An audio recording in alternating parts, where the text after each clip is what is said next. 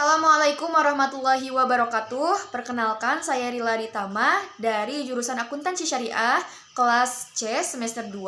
Saya akan menyebutkan dan menghafal beberapa huruf atau huruf istifham beserta contoh kalimat penerapannya.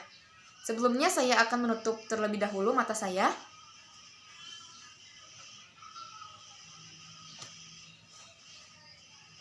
Oke, tidak terlihat. Oke.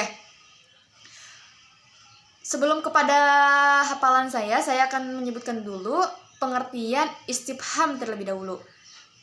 Istifham artinya pertanyaan, atau bisa disebut juga sebagai kita meminta informasi atau berita dari orang lain. Nah, dalam kalimat tanya ada yang disebut kata tanya. Nah, kata tanya ini dalam bahasa Arab disebut adawatul istifham. Adawatul istifham ini terbagi menjadi dua. Ada yang berupa huruf, ada juga yang berupa isim. Nah, dalam capaiannya pun juga adawatul istifham ini terbagi menjadi dua lagi. Ada yang berupa atasdik dan atassaur. Atasdik ini sifatnya membenarkan suatu pernyataan dan jawabannya itu antara iya atau tidak, benar atau tidak. Tetapi jika atassaur yaitu fungsinya untuk mengetahui dan menentukan sesuatu dari dua hal atau lebih begitu. Adapun kata-kata yang sering kita dengar, kata istifham diantaranya man, hal, ma, dan sebagainya. Nah, nanti saya akan menghafal huruf-huruf atau kata tersebut beserta contohnya. Oke, saya akan mulai. Yang pertama tadi saya bilang bahwa huruf istifham itu terbagi menjadi dua, ada yang berupa huruf, ada yang berupa isim. Nah, yang berupa huruf ini terbagi menjadi dua, ada hamzah, ada ha. Yang pertama saya akan membahas tentang hamzah. Hamzah itu artinya apakah. Ini fungsinya bisa digunakan untuk atasdik bisa, untuk atassaur juga bisa. Tetapi catatan, jika digunakan untuk atassaur, maka katanya diikuti oleh kata am, yang mana letaknya di antara dua kata pembanding. Oke, kita masuk kepada contoh kalimatnya. Contoh kalimat jika menggunakan hamzah pada fungsi atassaur, maka contoh kalimatnya Amahmudu musafiron am Ahmad. Apakah yang berpergian itu Mahmud atau Ahmad? Seperti itu. Jika digunakan untuk atasdik, maka posisi hamzah itu di depan. Seperti aziyadu qa'idu. Apakah Ziyad datang? Iya atau tidak, misalnya begitu. Kemudian huruf yang kedua hal, yang artinya sama apakah, tetapi fungsinya lebih ditekankan untuk atasdik, yaitu antara benar atau tidak jawabannya. Nah, contoh kalimatnya seperti hal ya'kilul hayawanu, apakah hewan ini berakal? Jika iya, tinggal kita sebutkan na'am, jika tidak, la, seperti itu. Untuk huruf yang ketiga, nah berarti ini sisanya isim ya. Huruf yang ketiga contohnya man, yang artinya siapa. Ini digunakan untuk menanyakan sesuatu yang berakal. Contohnya seperti mayasumul ana, siapa yang puasa sekarang. Seperti itu. Lanjut, huruf selanjutnya yaitu ada ma, yang artinya apa. Ini digunakan untuk menanyakan sesuatu yang tidak berakal. Contohnya seperti malik qiyamati, apa itu kiamat. Nah, seperti itu. Huruf selanjutnya ada kata mata, yang artinya kapan. Ini difungsikan untuk menanyakan waktu. Contohnya seperti mata tadhabu ilal madrasati, kapan kamu berangkat sekolah atau kapan kamu pergi ke sekolah. Seperti itu. Jadi waktu yang ditanyakan apakah pagi, apakah siang, apakah sore kita berangkat sekolah.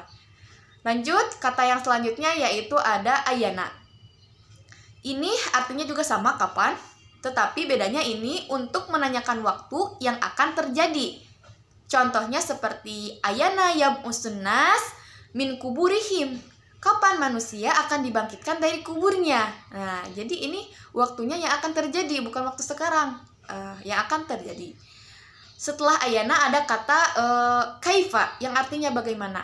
Ini untuk menanyakan keadaan, proses, atau cara dari suatu hal. Oke, kita masuk kepada contohnya yang kaifa. Contoh dari kaifa yaitu kaifa ji'ta ilal madrasati.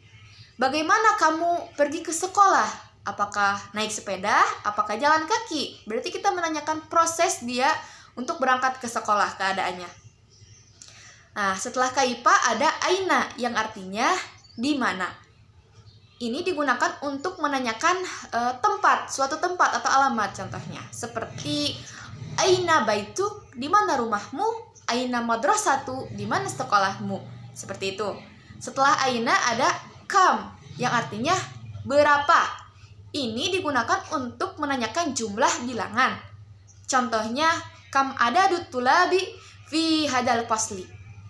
Berapa jumlah mahasiswa di kelas ini? Nah, berapa? Berarti itu menunjukkan bilangan. Apakah 1, apakah 10, atau lebih? Begitu. Itu bilangan ya. Nah, setelah kam ada ayu yang artinya yang mana atau mana saja. Ini untuk menanyakan sebuah pilihan. Contohnya ayu rajulaini akbaru sina. Orang yang mana yang lebih tua umurnya? Apakah yang ini? Apakah yang itu? Berarti itu menunjukkan sebuah pilihan. Oke, masuk ke kata yang terakhir yaitu ada anak. Ini artinya beragam. Bisa bagaimana, bisa dari mana, atau kapan. Nah, jika untuk contoh dari mana, maka kalimatnya seperti ini. Annalaka hadzal mal, dari mana engkau mendapatkan harta itu? Nah, tadi di kata depannya ada dari mana. Itu berarti termasuk huruf istifham. Kemudian jika artinya bagaimana, maka contoh kalimatnya seperti dalam Quran surat Al-Baqarah, anna yuhyi hadihillah ba'da mautiha. Bagaimana Allah menghidupkan kembali negeri ini yang telah hancur. Nah, di kata depannya tadi ada anna yang artinya bagaimana. Itu merupakan huruf atau kata istifham, kata tanya. Dan yang terakhir jika artinya kapan, maka contoh kalimatnya seperti zurni ana syi'ta. Kunjungilah saya kapan saja engkau mau. Seperti itu. Mungkin sekian yang dapat saya sampaikan. Mohon maaf bila ada kesalahan. Nun wal qalami wa ma yasturun. Nasrun minallah wa fathul qarib wa basyiril mu'minin. Wassalamualaikum warahmatullahi wabarakatuh.